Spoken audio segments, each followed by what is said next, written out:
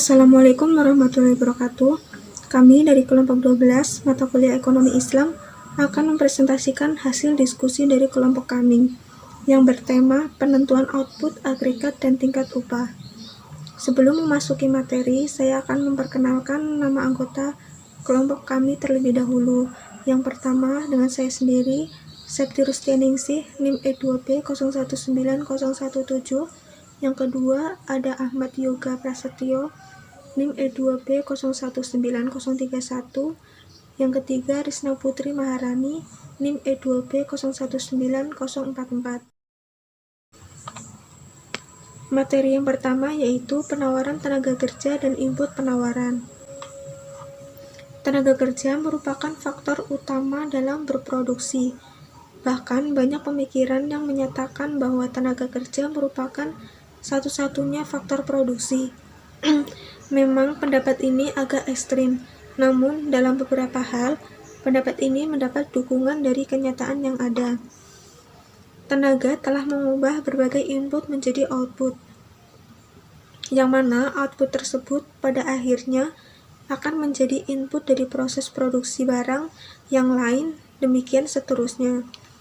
Misalnya, produksi suatu barang dengan menggunakan input bahan baku yang merupakan bahan galian atau tambang. Penawaran tenaga kerja bisa dilihat dalam bagan penawaran tenaga kerja, menunjukkan keseluruhan proses penawaran tenaga kerja dalam suatu perekonomian.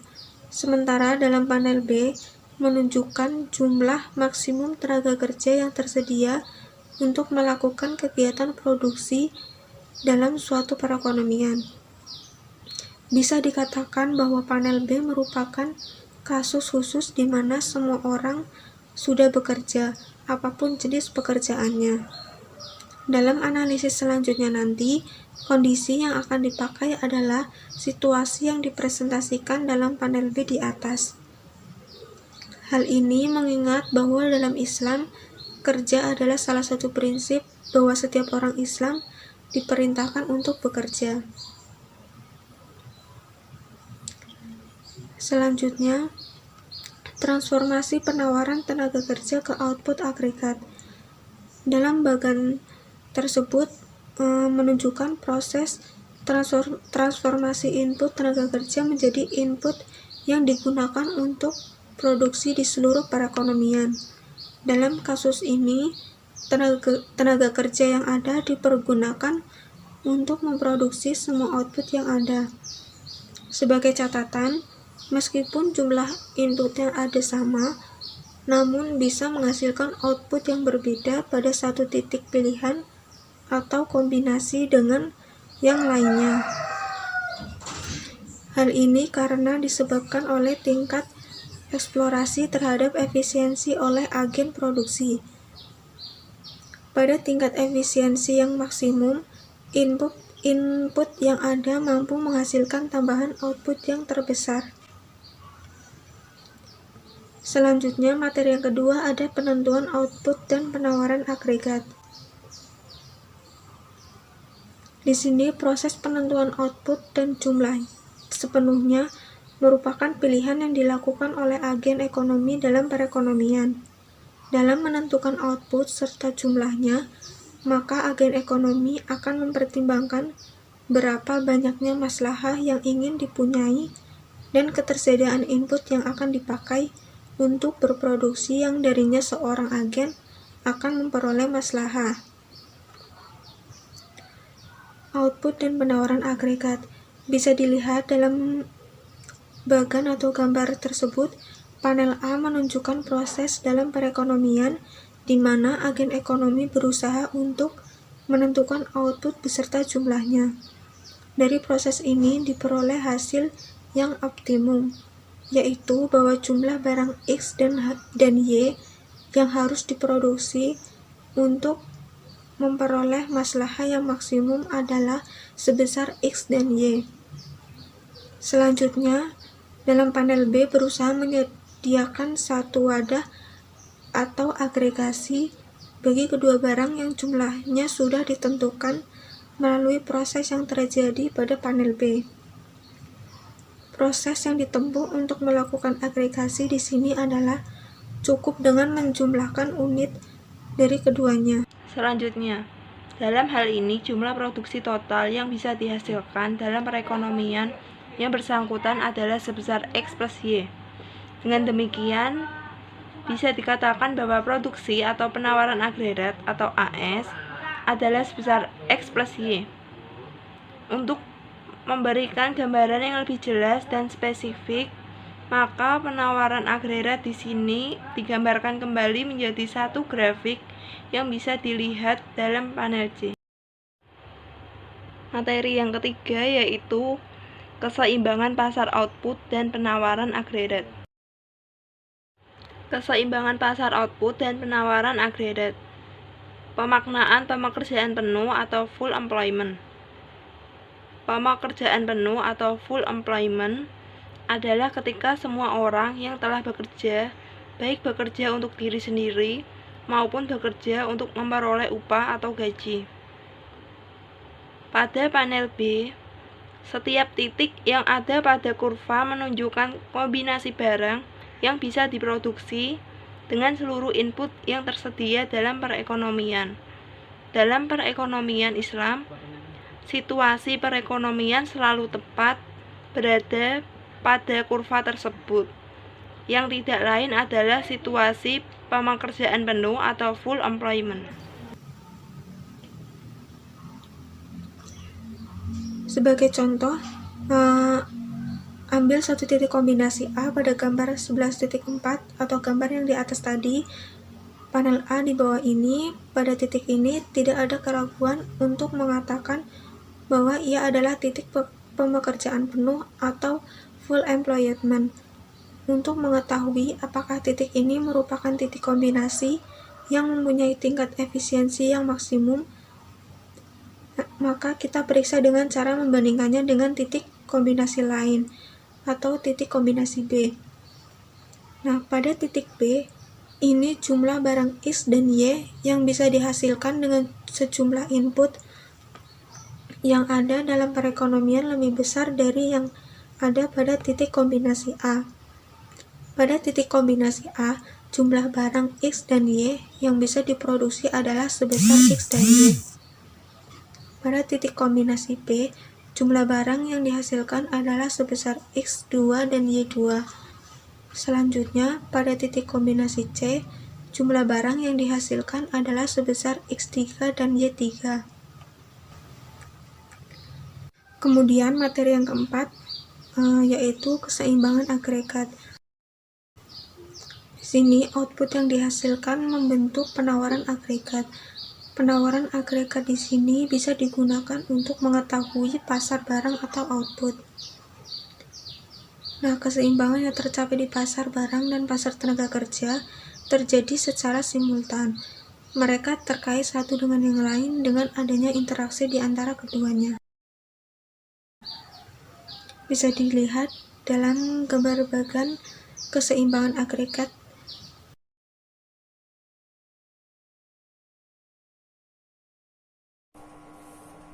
Baik, ini selanjutnya adalah penjelasan dari gambar sebelumnya. Jadi, harga di pasar barang adalah sebesar P. Pada tingkat harga ini, jumlah barang yang ditawarkan adalah sebesar X plus Y. Namun, jumlah yang diminta lebih kecil dari jumlah ini. Hal ini menciptakan adanya kelebihan penawaran atau excess supply. Di lain pihak, tingkat harga tersebut menghasilkan tingkat upah sebesar W. Pada tingkat ini, jumlah tenaga kerja yang ditawarkan adalah sebesar S. Padahal jumlah tenaga kerja yang tersedia dalam perekonomian adalah sebesar S, sehingga terjadi sejumlah tenaga kerja yang tidak terserap oleh pasar dan menimbulkan pengangguran. Adanya pengangguran akan menekan tingkat upah. Ketika tingkat upah menjadi lebih rendah, produsen akan tertarik untuk menambah jumlah produksi. Dengan biaya produksi yang lebih rendah ini, maka produsen akan bisa menjual produknya dengan harga yang lebih rendah, sehingga mengakibatkan permintaan terhadap barang akan naik dan mengurangi jumlah kelebihan pasokan yang ada dalam pasar. Selanjutnya, efek perubahan teknologi terhadap keseimbangan agregat.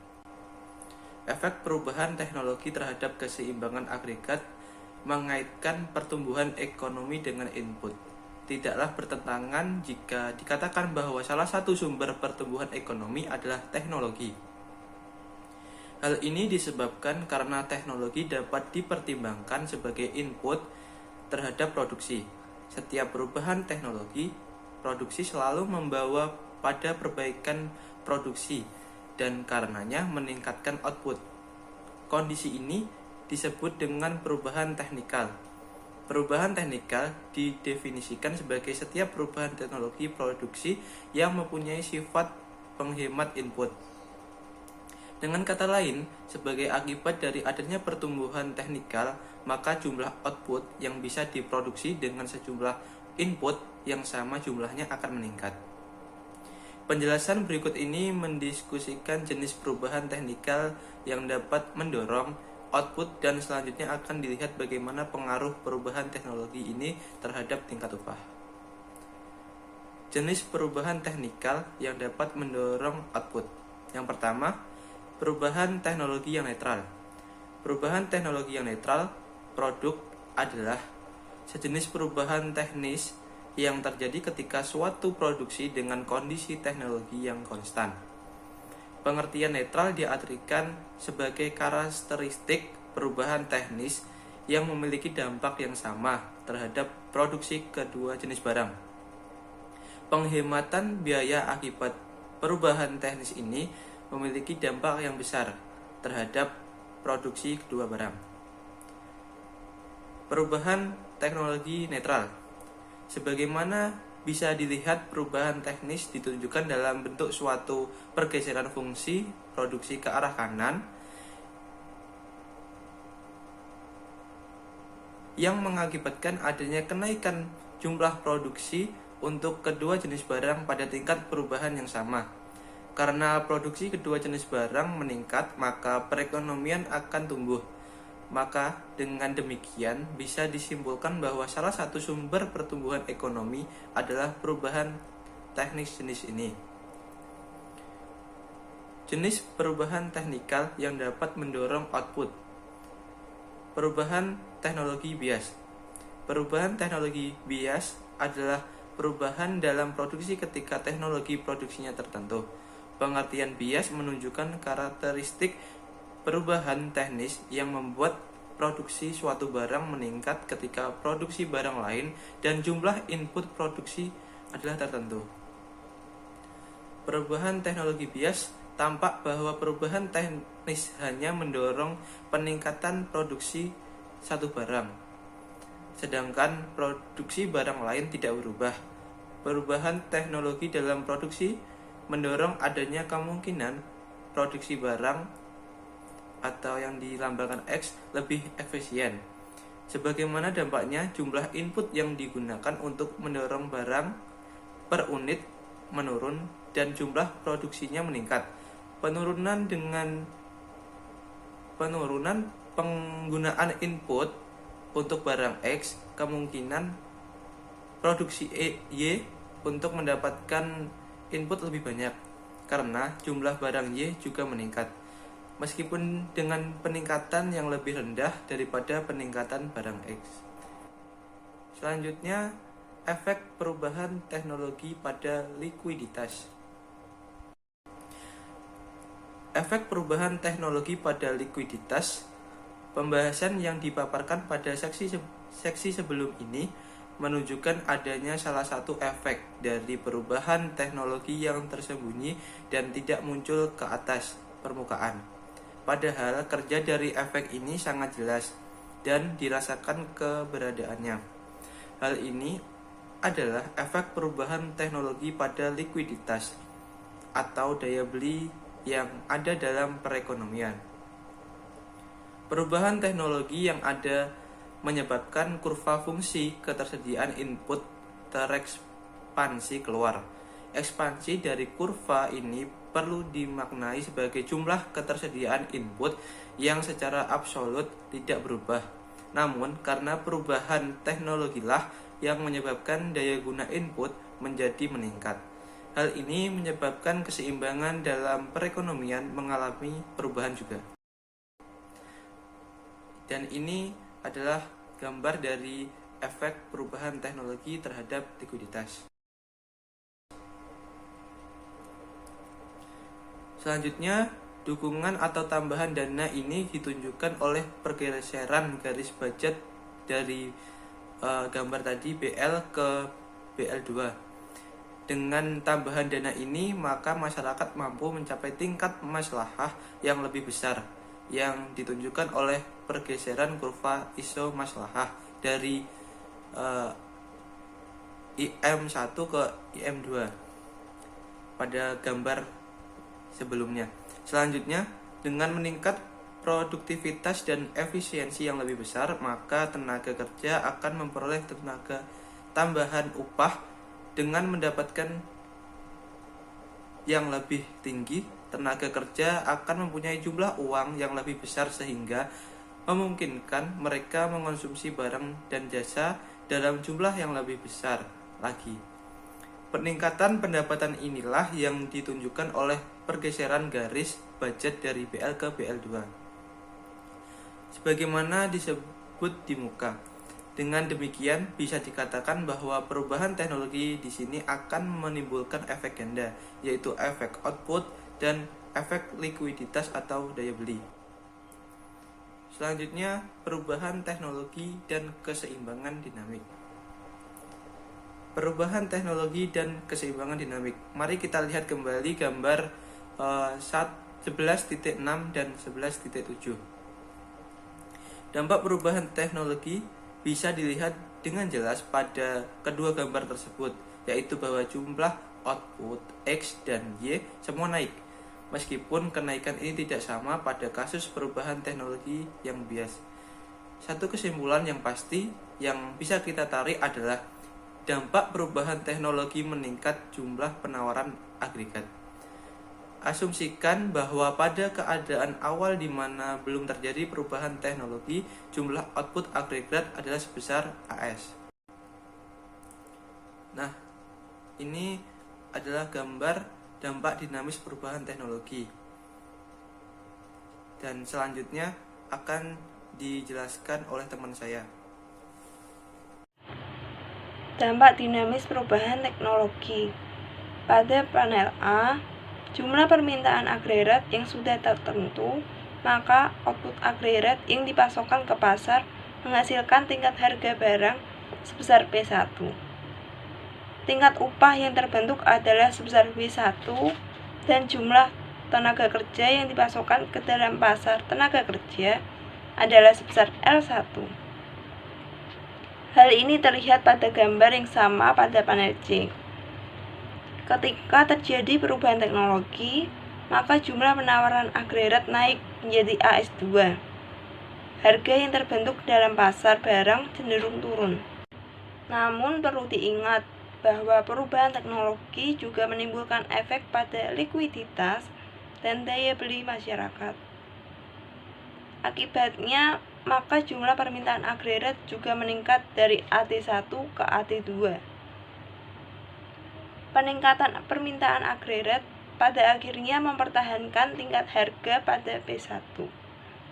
Dengan tingkat harga pada P1, maka tingkat upah dan jumlah pasokan tenaga kerja ke dalam pasar tenaga kerja tetap berada pada tingkat semula, W1 untuk tingkat upah dan L1 untuk jumlah pasokan tenaga kerja. Pengangguran teknologis atau technological unemployment. Jumlah pengangguran secara umum di belahan dunia menunjukkan kondisi yang semakin meningkat. Meskipun jika diperhitungkan dalam bentuk persentase atau tingkat pengangguran, maka ada sebagian yang mengalami penurunan. Pengangguran bisa disebabkan oleh beberapa aspek. Antara lain, yang pertama, ada pengangguran friksional. Pengangguran friksional terjadi karena adanya kesulitan yaitu mempertemukan pencari kerja dengan lowongan pekerjaan. Pengangguran ini disebabkan oleh adanya letak geografis dan kekurangan informasi. Selanjutnya yang kedua ada pengangguran struktural. Adanya ketidaksesuaian antara keterampilan yang dapat ditawarkan pekerja dengan keterampilan yang diminta pekerja. Maksudnya, pekerja tidak memiliki keterampilan yang diharapkan oleh suatu perusahaan. Yang ketiga ada pengangguran klasik. Pengangguran klasik yaitu UMP lebih tinggi dari hukum penawaran dan permintaan. Yang keempat atau yang terakhir ada pengangguran teknologis, yang dimana pada dulunya menggunakan tenaga manusia dan sekarang menggunakan teknologi. Perubahan teknologi dicerminkan dari perputaran kurva total produksi atau dengan simbol Q. Dalam kasus ini hanya terdapat satu input variabel, yaitu tenaga kerja. Maka fungsi produksi ini bisa menggambarkan hubungan antara penggunaan tenaga kerja dan total produksi. Faktor yang menentukan jenis teknologi yang akan diadopsi oleh perusahaan secara umum tergantung pada yang pertama, hubungan antara teknologi baru dengan produktivitas input. Yang kedua, hubungan antara produktivitas input dengan biaya produksi. Yang ketiga, hubungan antara biaya dan harga. Yang keempat, hubungan antara harga barang terendah dengan permintaan tertinggi. 8. Efek kebijakan pro-efisiensi pada harga dan likuiditas. Pada panel A, gambar ini menunjukkan kurva ketersediaan input produksi dengan kombinasi garis budget. Garis putus-putus menunjukkan garis budget imajiner yang bertujuan untuk memberi perbandingan antara garis budget B1 dengan garis budget imajiner tersebut. Kemudian dari panel B, sekumpulan grafik yang ada pada panel B hampir semuanya berasal dari panel A, kecuali kurva Islow Maslahah, IM1 dan IM2. Kurva IM1 merupakan kondisi awal. Sekarang, anggap bahwa pemerintah mengambil kebijakan yang mengarahkan pelaku usaha untuk memproduksi barang yang lebih efisien, yaitu X.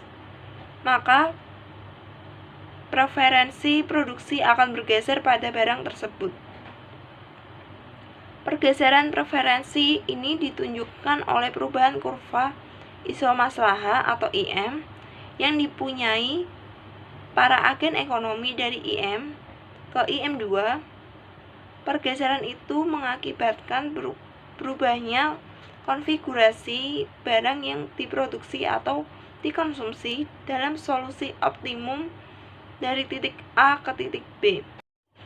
Kesimpulan pada materi ini adalah jumlah output yang bisa diproduksi secara agregat merupakan hasil keseimbangan yang terjadi secara serentak di pasar output dan pasar tenaga kerja.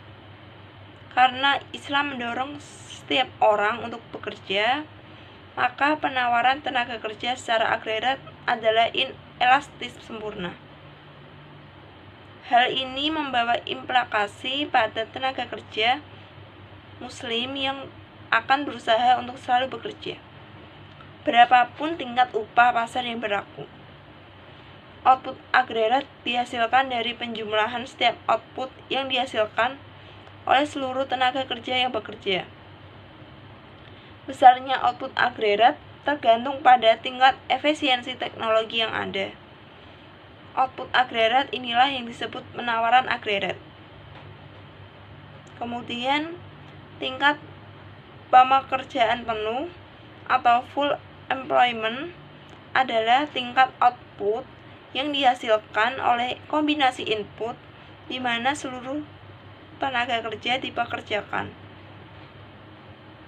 Tingkat pekerjaan penuh ini diturunkan melalui penyeimbangan antara kurva ISO input dan penawaran kerja.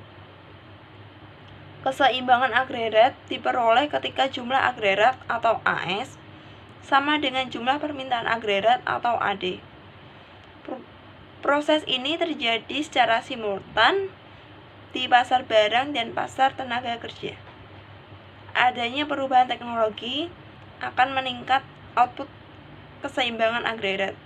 Meskipun demikian, terdapat teknologi yang mampu mendorong pertumbuhan output secara profesional. Teknologi netral maupun teknologi yang cenderung mendorong peningkatan produk jenis barang tertentu atau teknologi bias. Sekian dari kelompok kami. Maaf apabila terdapat kesalahan. Terima kasih. Wassalamualaikum warahmatullahi wabarakatuh.